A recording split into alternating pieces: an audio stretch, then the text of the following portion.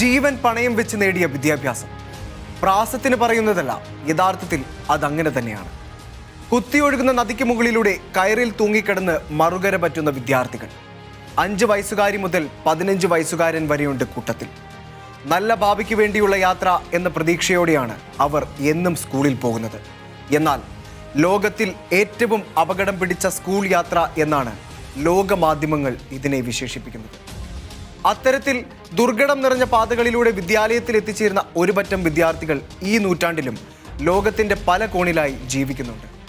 പ്രതിസന്ധികളെ തരണം ചെയ്ത് വിദ്യാഭ്യാസം എന്ന ലക്ഷ്യം സ്വന്തമാക്കുന്ന ഈ കുരുന്നുകളാകട്ടെ നാളത്തെ ഓരോ രാജ്യത്തിൻ്റെയും ധീര പൗരന്മാർ.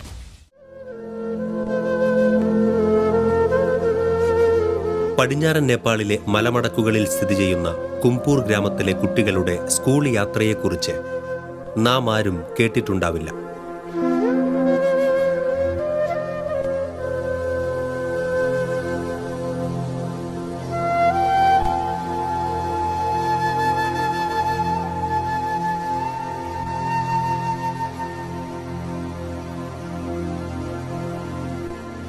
വീട്ടുപടിക്കൽ നിന്ന് ബസ് കയറി സ്കൂളിലെത്തുന്ന കുട്ടികളെ കണ്ടു ശീലിച്ച നമുക്ക് ഈ കുട്ടികൾ നടത്തുന്ന പോരാട്ടം അവിശ്വസനീയതയുടെ വിസ്മയത്തോടെ മാത്രമേ നോക്കിക്കാണാനാകൂ.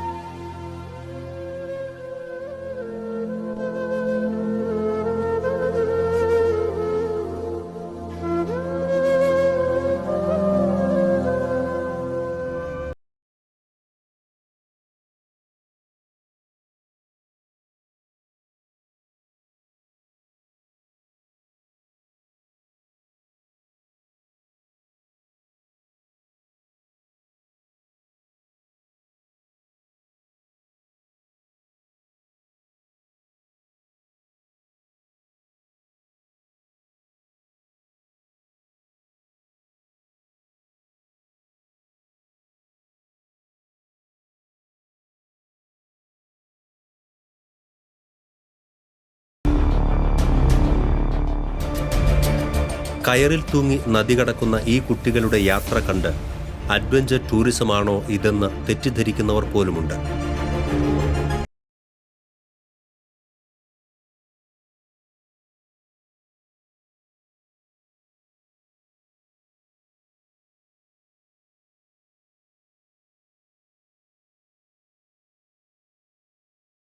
വാഹനങ്ങളിലോ സ്കൂളിലെത്താനുള്ള ഭാഗ്യം ഈ കുട്ടികൾക്കില്ല. കാരണം ചെങ്കുത്തായ മലനിരകളിൽ താമസിക്കുന്ന ഇവർക്ക് അത്തരം ഗതാഗതം സാധ്യമാക്കുക അപ്രായോഗികമാണെന്നാണ് നേപ്പാൾ സർക്കാർ പറയുന്നത്. മലമുകളിലെ കാട്ടിനുള്ളിൽ കൃഷി ചെയ്ത് ജീവിക്കുന്ന ഗ്രാമീണർക്കും സ്വപ്നങ്ങളുണ്ട്.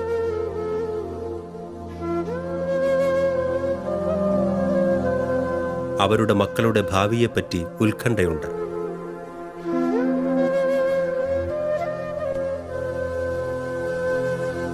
വിദ്യാഭ്യാസം നേടുകയാണ് ജീവിതത്തിൽ പ്രധാനമെന്നും നല്ല ഭാവിക്ക് അതാണ് ഏക വഴിയെന്നും ഇവർ ഉറച്ചു വിശ്വസിക്കുന്നു.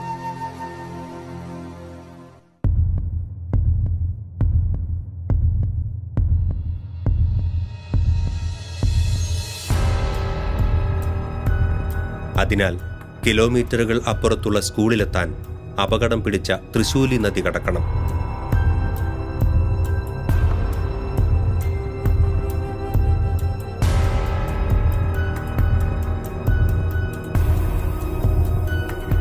പാലമില്ലാത്തതിനാൽ കയറിൽ തൂങ്ങിപ്പോകുകയേ നിവൃത്തിയുള്ളൂ. ഏറ്റവും അപകടമാണെന്ന് അറിഞ്ഞുകൊണ്ട് തന്നെയാണ് ഇവർ ഈ യാത്ര തുടരുന്നത്.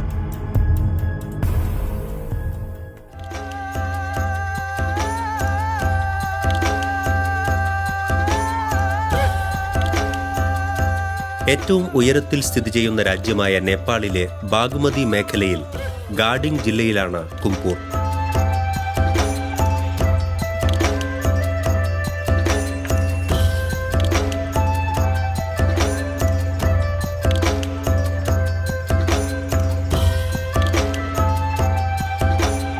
പതിനെട്ടോളം പാടശേഖരങ്ങളും കൃഷിയെ ആശ്രയിച്ച് കഴിയുന്ന 8000-ഓളം വരുന്ന ജനസംഖ്യയുമടങ്ങിയ ഗ്രാമം.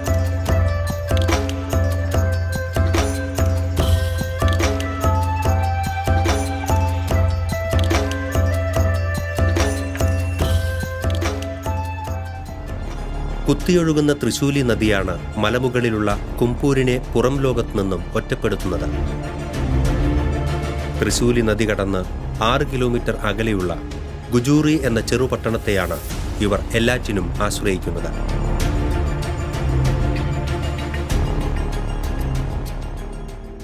ഏറ്റവും സാഹസികവും അപകടകരവുമായ 3 മണിക്കൂർ നീളുന്ന മരണത്തെ മുഖാമുഖം കാണുന്ന യാത്രയ്ക്കൊടുവിലാണ് ഈ കുരുന്നുകൾ ദിവസവും സ്കൂളിലെത്തുന്നത്.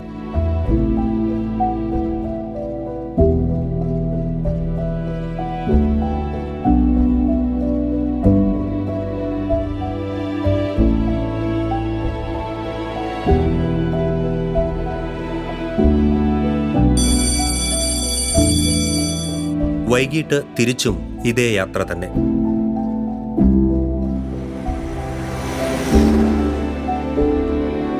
മൂന്ന് വയസ്സ് മുതലുള്ള കുട്ടികൾ എന്നും ഇത്തരത്തിൽ യാത്ര ചെയ്യുന്നു.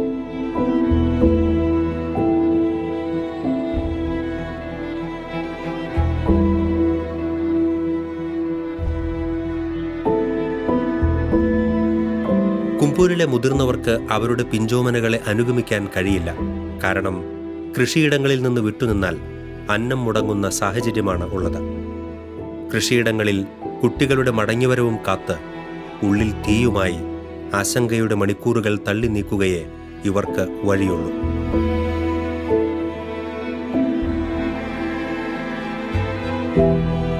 കുട്ടികൾക്ക് മെച്ചപ്പെട്ട ജീവിതമുണ്ടാകാൻ വിദ്യാഭ്യാസത്തിലൂടെ മാത്രമേ കഴിയൂ എന്ന വിശ്വാസമാണ് എല്ലാം സഹിക്കാൻ അവർക്ക് ശക്തി പകരുന്നത്. സാധാരണ കുട്ടികളെപ്പോലെ ഉറക്കമുണർന്ന് കുളിച്ച് ഭക്ഷണം കഴിച്ച് സ്കൂളിൽ പോകാനൊന്നും കുംപൂരിലെ കുട്ടികൾക്ക് കഴിയില്ല. 4-5 വയസ്സ് മുതൽ തന്നെ അവർ മാതാപിതാക്കളെ കൃഷിയിലും വീട്ടുജോലിയിലും സഹായിക്കാൻ തുടങ്ങും. അതിരാവിലെ ഉണർന്ന് 2 മണിക്കൂറെങ്കിലും മാതാപിതാക്കളെ സഹായിച്ചതിന് ശേഷം വേണം സ്കൂളിൽ പോകാൻ.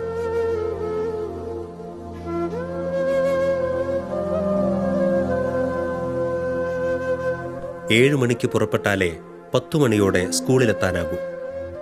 മുതിർന്ന കുട്ടികൾ മറ്റു വീടുകളിലെ ചെറിയ കുട്ടികളെ ഒപ്പം കൂട്ടും. 4 വയസ്സുള്ള കുഞ്ഞിനെ പോലും ഇങ്ങനെ അയക്കുന്ന അച്ഛനമ്മമാരുടെ വേദന വലുതാണ്. 7 മണിയോടെ പല വീടുകളിലെ കുട്ടികൾ ചേർന്ന് ഒരു ചെറിയ സംഘമായി അവർ പുറപ്പെടും.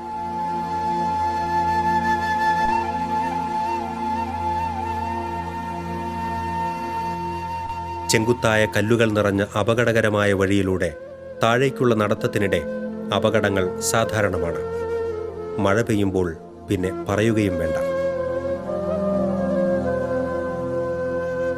വിജനമായ വഴിയിൽ വന്യമൃഗങ്ങളുടെ ആക്രമണവും അപൂർവമല്ല.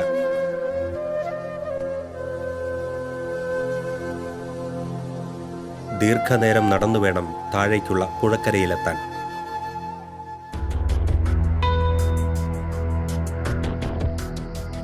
അലറിയൊഴുകുന്ന തൃശൂലി നദി കടന്നുവേണം യാത്ര. പാലമില്ല. ട്വയിൻ എന്ന റോപ്പ് വേ ആണ് ഏകമാർഗം.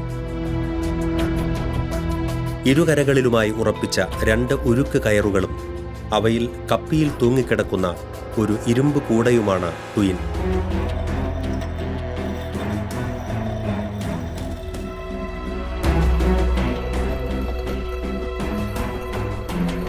അയച്ചുകെട്ടിയ ഉരുക്കുവടങ്ങളുടെ നടുഭാഗം താഴ്ന്നിട്ടാണ്.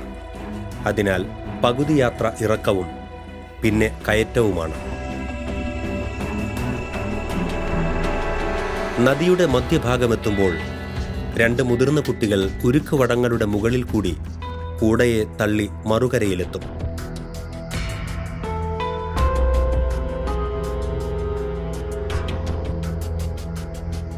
സർക്കസ് അഭ്യാസികളെപ്പോലെ ഏതാനും സെന്റിമീറ്റർ മാത്രം വ്യാസമുള്ള റോപ്പിലൂടെ നടന്നാണ് അവർ കൂട മുന്നോട്ട് ചലിപ്പിക്കുക. ആദ്യമായി കാണുന്നവർക്ക് ശ്വാസം നിലച്ചു പോകുന്ന ദയനീയമായ കാഴ്ചയാണത്. ചെറിയ അശ്രദ്ധ മതി നദിയിലേക്ക് പതിക്കാൻ. മറ്റു ചില ഗ്രാമങ്ങളിൽ സമാനമായ അപകടങ്ങളിൽ കുട്ടികൾ മരിച്ചിട്ടുണ്ട്. കപ്പിയുടെ ഇടയിൽ വിരൽ അകപ്പെട്ടുള്ള പരിക്കുകൾ മുതിർന്നവർക്കും ഉണ്ടാകാറുണ്ട്. നദിയിലെത്തുമ്പോൾ കൂട മറുവശത്താണെങ്കിൽ ചിലപ്പോൾ മണിക്കൂറുകൾ കാത്തുനിന്നാലാകും ഇക്കരയ്ക്ക് ആരെങ്കിലും വരിക.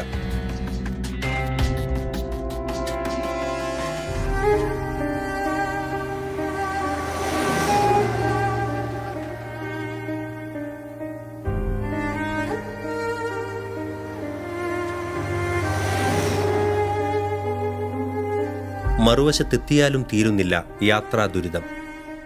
ഹൈവേയിലൂടെ പോകുന്ന ഏതെങ്കിലും ഡ്രൈവറുടെ സഹായമുണ്ടെങ്കിൽ മാത്രമേ കുട്ടികൾക്ക് ഏകദേശം സമയം പാലിച്ചെങ്കിലും സ്കൂളിൽ എത്തിച്ചേരാൻ സാധിക്കൂ.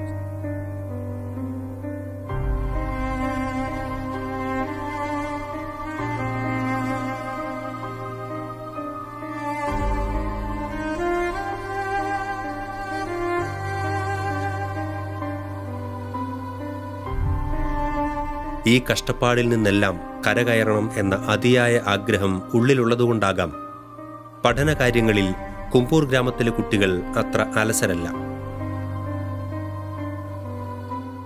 വാർഷിക പരീക്ഷകളിലെല്ലാം തന്നെ തങ്ങളാലാകും വിധം പഠിച്ച് നല്ല മാർക്ക് വാങ്ങി ഗ്രാമത്തിന്റെ തന്നെ അഭിമാനമായി മാറിയ ചരിത്രവും ഇവിടെയുണ്ട്. ഈ കഷ്ടപ്പാടുകൾക്കെല്ലാം ഇടയിലും ഗുജൂറി എന്ന ചെറുപട്ടണത്തിലെ തങ്ങളുടെ സ്കൂളിൽ എത്തിച്ചേരുമ്പോഴാണ് അവർ കുട്ടികളെപ്പോലെ പെരുമാറുന്നതും മനസ്സ് തുറന്ന് ചിരിക്കുന്നതും കൂട്ടുകൂടുന്നതുമെല്ലാം. എന്നാൽ ക്ലാസ് അവസാനിക്കാറാകുമ്പോൾ അവസാന ബെല്ലിൽ അവർ തങ്ങളുടെ ദുസ്സഹമായ മടക്കയാത്രയെക്കുറിച്ച് ചിന്തിച്ച് നിശബ്ദരാകുകയാണ് പതിവ്.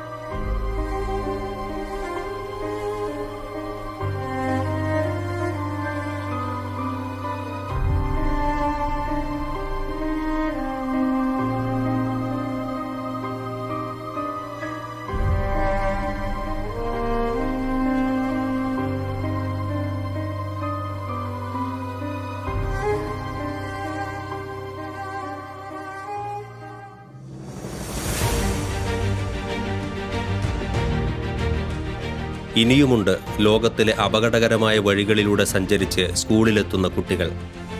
Bolivia, Siberia, Kenya, Peru, Papua, new guinea എന്നിവിടങ്ങളിൽ നിന്നും ഹിമാലയ പ്രാന്തപ്രദേശങ്ങളിൽ നിന്നുമെല്ലാം തങ്ങളുടെ ഭാവി സുരക്ഷിതമാക്കാൻ വേണ്ടി തോളിൽ ഭാരവും മനസ്സിൽ ആശങ്കയുമായി സധൈര്യം കാൽച്ചുവടുകൾ മുൻപോട്ട് വെച്ച് വിദ്യാലയങ്ങളിലെത്തുന്ന കുട്ടികൾ. ഗ്രാമങ്ങളിലും വനാതിർത്തികളിലും താമസിക്കുന്ന കുട്ടികളാണ് ഇത്തരത്തിൽ വിദ്യ തേടി സ്കൂളുകളിലേക്ക് സാഹസിക യാത്ര നടത്തുന്നത്.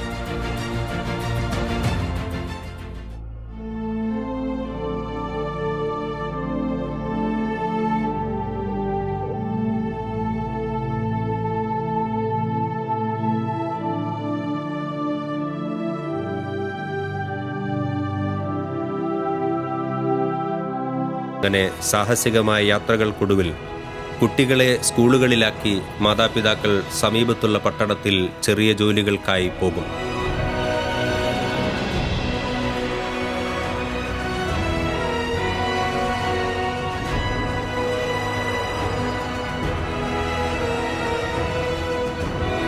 ജോലികളിൽ മുഴുകുമ്പോഴും കുട്ടികളുമായുള്ള മടക്കയാത്രയായിരിക്കും അവരുടെ മനസ്സു നിറയെ.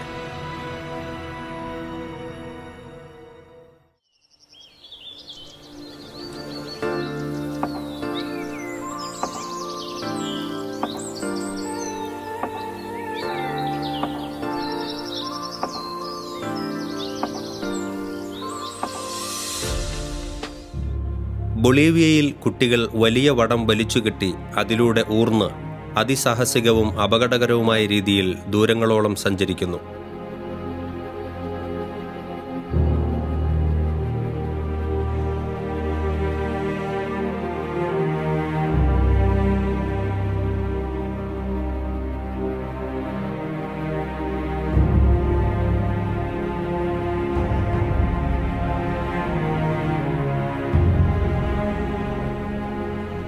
വലിയ മലയിടുക്കുകളും പാറക്കെട്ടുകളും നിറഞ്ഞ സ്ഥലമാണ് കൂടുതൽ ഭാഗങ്ങളും.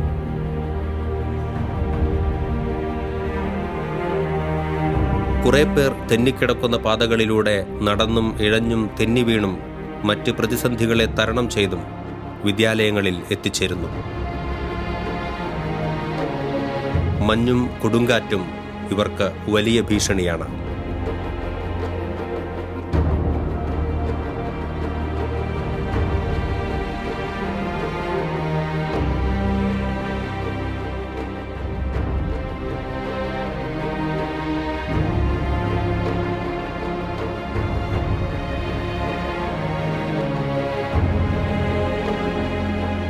മഞ്ഞുമലകളും കുന്നുകളും കാടുകളും നിറഞ്ഞ സ്ഥലമാണ് പെറു.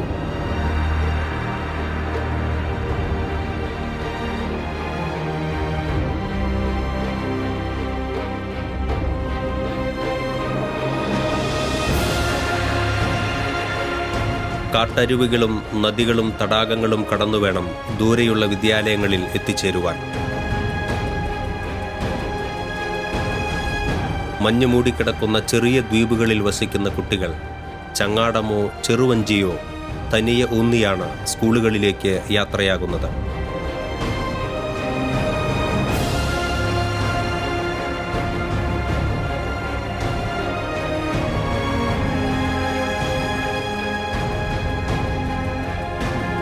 ജലോപരിതലത്തിൽ ഇടതൂർന്ന് വളർന്നു നിൽക്കുന്ന പുൽച്ചെടികൾ പലപ്പോഴും തടസ്സം സൃഷ്ടിക്കാറുണ്ട്.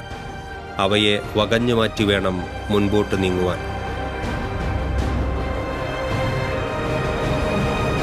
കൂടാതെ കാറ്റിനോടും ഇളകിമറിയുന്ന ഓളങ്ങളോടും മല്ലിട്ട് സ്കൂളിലെത്തുമ്പോൾ ഒരുപക്ഷെ പല ക്ലാസുകളും നഷ്ടപ്പെട്ടിരിക്കും.